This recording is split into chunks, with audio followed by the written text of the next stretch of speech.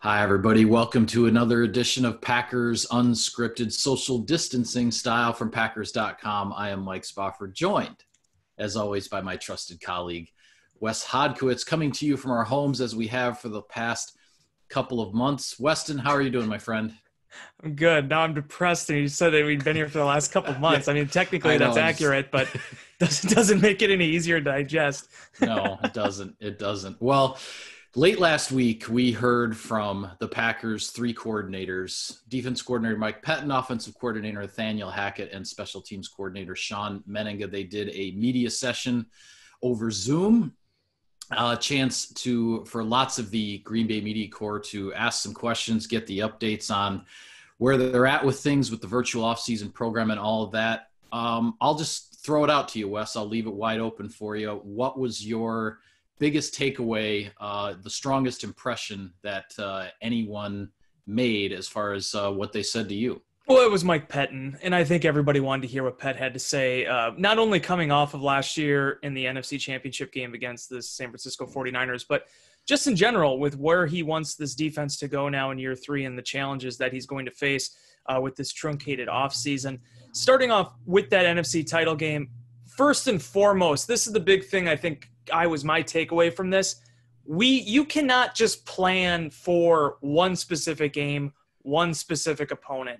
It has to be a full vision of what you want your defense to be. And so when people look at the 2019 NFC Championship game in San Francisco, yeah, everyone's going to look at, well, it didn't go so hot for the Packers there. Their run defense didn't hold up. There were challenges that they faced. But at the end of the day, as much as that is the truth, you can't focus on that one performance when you build for 2020 because the 49ers are not going to be the same. The NFL is not going to be the same. And it goes back to something that I wrote about this week in an Insider Inbox. You remember the 2012-13 playoff game against the 49ers when Colin Kaepernick ran for a ton of yards against Green Bay? Well, they came back in the opener in 13 later that year, and he threw for 400 yards. So there's always going to be a check and a balance, and I think that's the one thing that Pettine is very much in tune with. And he also said, when you look at this run defense, yeah, there are structural changes they need to make, but he still feels like this personnel, and especially now with Christian Kirksey coming in at inside linebacker, that's going to give the Green Bay Packers what they need in order to take that next step. Yeah, the biggest thing I took away from Pettine's comments is, he's not going to change what the defense is.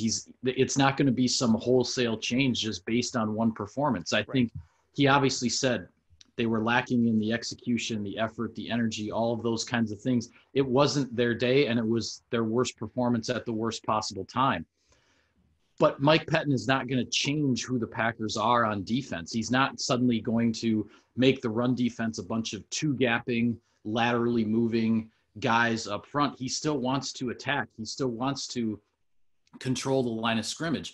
And I think as much as it's on the players that obviously things went wrong out there on the field, I think he's taking his share of the blame himself in terms of not emphasizing the run defense principles that got away from them at the end of the season there in the championship game. So he said, hey, this is a performance. Everybody has to own it. We can't run from it. And he's talking about coaches and players and everybody.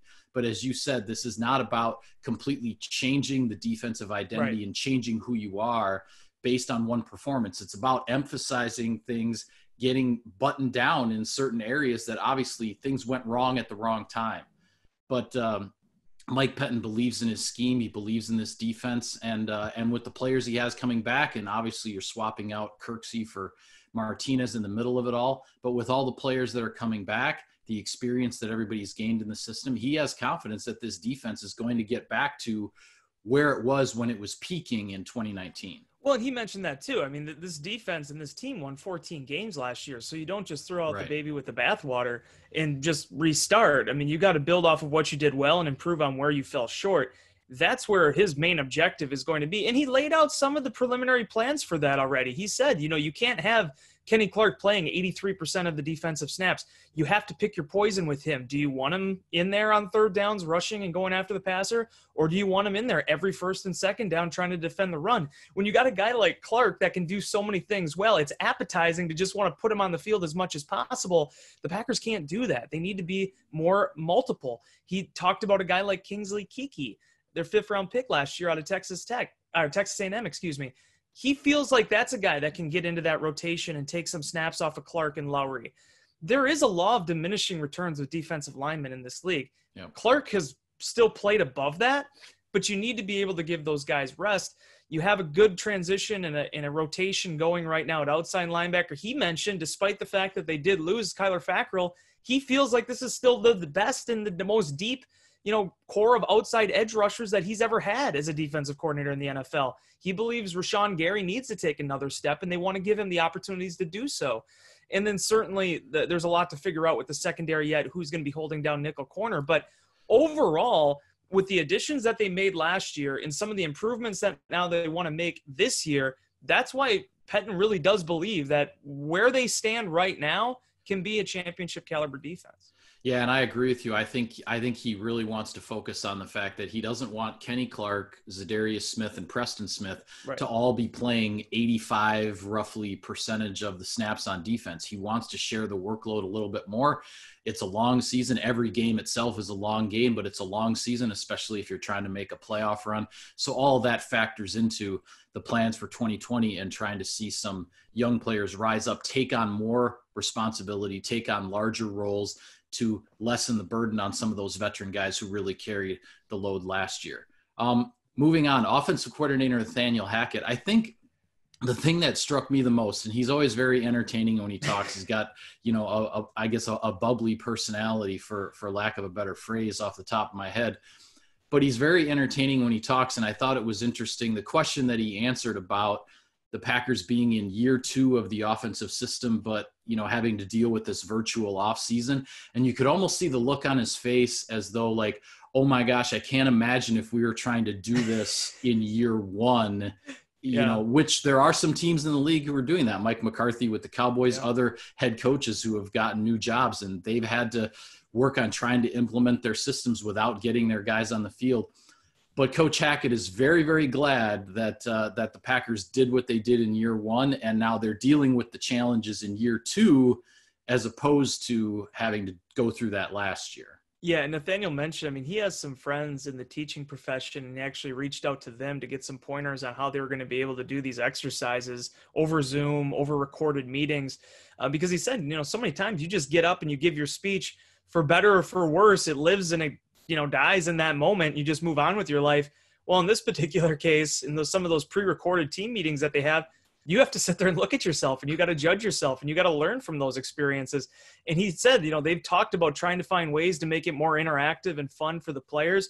Based on what Aaron Rodgers said last week, it sounds like they've been largely successful with that. Certainly we're going to get a chance here soon enough to talk to some of these other players to get their perception of it. But the thing I loved about Hackett's response, in addition to the realization that if you're a rookie coach right now, man, you're really up the creek trying to institute your scheme in this environment.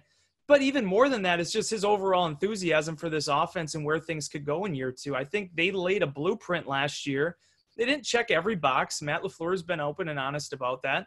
But they did lay a blueprint of where they believe this group can go. Now they have a very deep and very versatile backfield that they've built. You have a guy like Josiah DeGuara coming in. Who knows what he could potentially be in this offense? And then, by the way, Devontae Adams is still the receiver. David Bakhtiari is still your left tackle. Corey Linsley's still your center. And obviously Aaron Jones and Jamal Williams are still in that equation as well. There are a lot of returning pieces for this Packers offense in addition to QB1. So all those things put together, you can just kind of get a sense for what he feels like this upside is going to be for this group, trying to build upon some of those principles that they put in place, and also looking probably a little bit more like the offense that Matt LaFleur envisions now moving into 2020. Yeah, and I almost wonder, just because of the limitations of the offseason and the fact that everything has been virtual to this point, I'm not sure how much they're going to be able to implement in terms of their changes and the things they want to tweak and adjust and everything along the way right now. But I think we might see the Packers offense in the 2020 season, when the actual season gets going.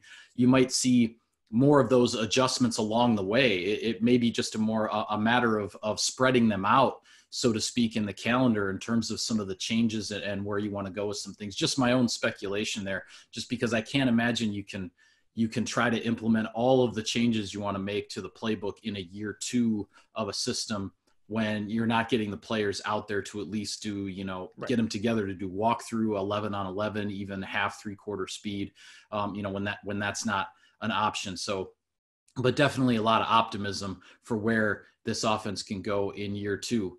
Special teams coordinator Shawn Mennenga, I wanted to touch on his comments as well. I think the thing that stood out to me about him, it is almost the relief that he has that he's going into his second season as the special teams coordinator, knowing who his return man is, because the Packers did not have a return game really on punts or kickoffs until Tyler Ervin showed up in December. He became a free agent at the end of the season. The Packers re-signed him. He is back. And I think Coach Mennenga is very, very happy that he's heading into 2020 knowing who his return man is on punts and kickoffs. Well, and just the overall stability, right, Spuff? I mean, you got Mason Crosby back. That would have been a huge hole if the Packers were unable to re-sign him, especially with how, excuse me, you look and see how this league has been with the kicking position here the last 2 seasons. When you have a good one, you want to keep them. But Crosby has been in this position before. They drafted J.K. Scott. You drafted Hunter Bradley. You expect those specialists to be able to be the players that you want them to be. And then you got a guy like Tyler Ervin, who basically came out of nowhere last year to rescue those return units. And Matt LaFleur, Brian Gutekunst, they both discussed it even before free agency began. The Packers wanted to find a way to bring back Ervin, and they did. And now you got a dynamic playmaker that could potentially help you in that backfield situation, but more than anything gives you a two-way kickoff and punt returner. I think there's something to be said for that, Mike.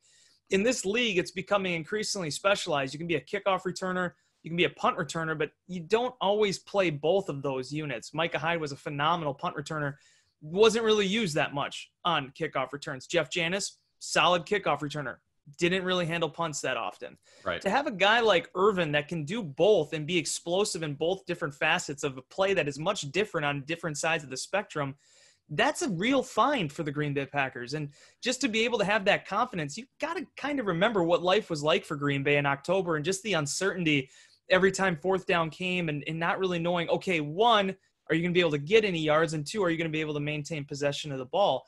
Tyler Ervin alleviated all of that. So to get him back in the fold, it's not going to be nationally a huge thing that's going to register on everybody's radar, but especially with an offseason where you're not going to be able to learn a lot about what these these receivers and running backs can do as returners, there's a real benefit to having a guy like Tyler Ervin back in the fold and giving Shawn Mennenga, after last year having so many question marks, getting to know his special teams unit for the first time, a little bit of a security blanket there in knowing what Ervin is capable of.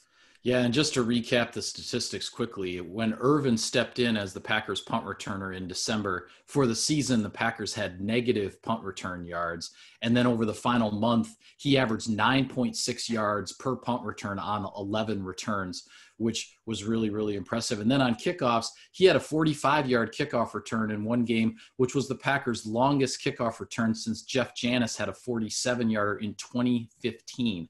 So it's not overstating it to say that he really sparked and saved the Packers return units in 2019.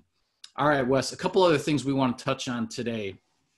Story that I posted yesterday on the website. Every once in a while, you and I get an opportunity to tell the story of an undrafted rookie that the Packers bring in and sort of tell his long shot story of how he, is taking this tough road to try to land a roster spot with the Green Bay Packers. And Marc-Antoine Dequoy, hopefully I'm saying that correctly. I've had to spell it while I've been writing it, but he is a 25-year-old Canadian rookie. And I tell you, Wes, you and I have both been doing this for a long time. Every once in a while, you dig into a story a little bit, you get to, you find out about somebody, you get a chance to talk to them.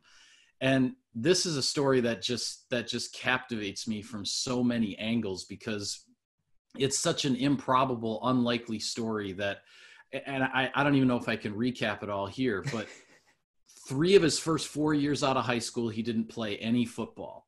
Then when he does return to the game of football, he ends up becoming one of the more decorated players in the Canadian college game. He gets a very prestigious, for the on the Canadian side, gets a prestigious invite to a college all-star game in the U.S. They only hand out 2 of those to Canadian players. He goes to the East-West Shrine game. He's practicing all week with a cast on a broken forearm because he had broken his forearm in the Canadian National Championship game playing for his Montreal, University of Montreal team. So he practices all week with a cast on his broken forearm. They don't let him play in the actual East-West Shrine game. He goes back to Canada and ends up having a pro day to try to get some more attention from NFL scouts. He's only the 2nd player in the history of his school to even have a pro day. He has like not coronavirus, but some sort of bronchitis or respiratory flu type of thing. And he runs a 4.35 on his pro day. So suddenly this generates, a certain amount of interest, and the Packers end up landing him as an undrafted rookie following the draft. And now he's part of the virtual offseason program. He's in Canada. He's still working out, communicating by computer, just like you and I are doing with his teammates and coaches and all of that. And this guy is going to try, a 25-year-old rookie from Canada is going to try to make the Green Bay Packers roster. I just think it's fascinating. Yeah, it was a phenomenal story that he has personally. I thought you told it exceptionally well in the story, the written story. The thing I love about it too, and I told you about this, the moment I read the story, his line about I'm the underdog of underdogs, it really spoke to me because we do tell a lot of these stories. His reminded me the most of Taysom Hill, if I can use that expression, out of these last 5 years that we've been doing these, I've been doing these with you. Hill was a 27-year-old rookie or whatever that number was where he did his mission and then he got hurt and he kept, having to get delayed. And it was just that type of adversity and response to it. This is a young man's game, no question about it. There's a reason why we talk about Jonathan Garvin the way we do at 20, and we talked about, Kenny Clark the way we did when he entered the league at 20. But every once in a while, you get these guys that are in their mid-20s, or in was in Taysom Hill's case, late 20s, that become real interesting NFL prospects. And Dequoy fits all of those measurables. It's not that he just was a tall defensive back, 6'3", 198 pounds. No, it's that he ran a 4.35 40 time. It's that, he had ball hawking abilities that he showed at that level. And I've said this once, I've said it 1,000 times. It's something I believe Elliot Wolf was the one that said this. I know a lot of GMs and personnel executives go towards this. If you're competing at a level of football that is not, the SEC or the Big Ten, what scouts want to see from you is dominance. They want to see, spouts of greatness. It's the reason why they went and signed Reggie Begelton, now the receiver out of Calgary from the CFL. And now he's going to be in camp with them. And Dequoy fits that mantra. He's a guy that just stood out amongst his peers. And then, by the way, it's not like he was supposed to be this absolute stud. He went back to football and he became a really good football player. Now, we're going to have to see exactly how this summer plays out. I don't know what the travel restrictions, if players do come in, where he's going to be at with Canada. Right. But all that being said, you can tell the Packers really like this guy. And this is someone that they're not just looking at as a camp body. This is a guy that really they could develop. He might take time. He might be raw. But, man, when you see the measurables and you see his production and how he did it and the circumstances under which he performed, my goodness, Mike, he has everything you look for in a really good undrafted free agent prospect. Yeah, and it's worth pointing out a couple of other numbers too. One, he was actually chosen 14th overall in the CFL draft. So this is a guy that the Canadian Football League certainly had their eye on. He's a very high pick in that draft, but he's focusing on trying to make it in the NFL first and foremost. And the other thing is, over his last 3 seasons at the University of Montreal West, he intercepted, including playoff games, he intercepted 12 passes. He took half of those to the house, 6 pick sixes out of his 12 interceptions. I mean, statistically, it's almost mind-boggling. But whichever part of the story of his you want to latch onto, there are a lot of different intriguing points of entry, so to speak, to this story. I just think it's a really fun one. You want to check it out on the website. I'm sure there are some more details in there that I wasn't able to recap here. And please do check it out. And one other thing I want to mention too, that's going to work towards Marc-Antoine's benefit here. You wrote in there, one of my good friends. I don't often say that about pro athletes, but a guy I consider a good friend, Andy Malumba, he actually reached out to him. Malumba, from that area in Montreal where his family came from and immigrated to, and got a little bit of a feel for Green Bay and what to expect in the NFL. The one advantage that Marc-Antoine has, though, that Andy didn't, Andy had to learn English. He went to Eastern Michigan having to learn the English language. Right. Dequoy has done that. It's maybe not perfect, but as a bilingual speaker, I mean, that's going to make his development process so much easier too, being able to have that level of communication. Yeah, he is a native French speaker, but his English is quite good. And I having the phone conversation with him, was certainly wasn't a struggle in that respect. And I think in that area, he'll get along just fine. Okay, Wes, one more thing before we go. It sounds like, and it could be as soon as today, not long after this episode posts to our website, that the NFL owners are potentially voting on a radical change to the onside kick, potentially providing teams an option of a 4th and 15 play from their own 25-yard line in lieu of an onside kick to try to keep possession of the ball after a score. Yeah. I think you and I are both in agreement on this. I don't like it. I don't think you like it either. We'll see what happens. I'm not overly confident that it's going to pass, but it sounds like it is coming up for a vote, and we'll see what happens. Well, and we'll see what happens on Thursday with this.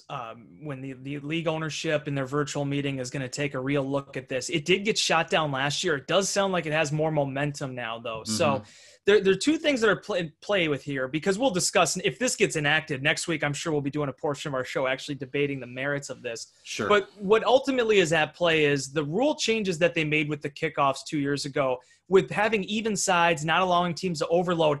It wiped out really the traditional onside kick attempt. You saw percentages go from about 20% success rate in 2017 to only about 7.5% if you take out what Atlanta kicker, I believe it's Yuku, I forget his name. I'm sorry, but the good Atlanta luck with that. I don't remember. Thanks. I tried though, right? I actually went for it. Yeah. But that trick shot kicker that Atlanta had that made 3-in-1 game last year. If you take out that, it was only 8 of 106 attempts the last 2 years. It's just become so difficult. The league ownership and also the competition committee is trying to find ways to make that play, obviously staying with the idea of player safety, but also make it more exciting.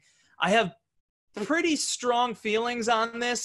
My personal thought is it's a special teams play. I don't know why you want to pull the offense and defense into it. Special teams has had so much rip from it over the last 10 years. Give it something. Let's innovate on that play. But that being said, what would happen is a 4th and 15 play from the team's own 25-yard line, an option that they could enact twice a game. Doesn't matter if they're trailing or not. But obviously, if you don't get the first down, the opposing team picks up at the spot of the ball. It percentages wise, the competition committee says it's comparable. I still wonder if they're factoring in the chances and probability of a penalty on that play. Right. There's a lot bigger chance for a penalty on an offensive and defensive possession than there is on an onside kick. A lot of times they end up swallowing the whistle on an onside kick unless it's an offsides. Right. So we're going to see what the competition committee has to say about this, but it's a very interesting measure the league is taking a hard look at, trying to create maybe a little bit more of an opening on that play for teams to potentially get the ball back late. Yeah, I think this is going to be interesting to see what happens. And we're running up against the clock here today. But as you said, if this does become a new rule in the NFL, we can certainly continue we might have to do discussion. An extra show. Yeah, we'll continue the discussion another time. But for now, we will call it a wrap on this edition of Packers Unscripted. Be sure to follow all of our coverage of the team here through the virtual offseason program on Packers.com. Thank you for tuning in, everybody. For Wes, I am Mike. Take care. We'll see you next time.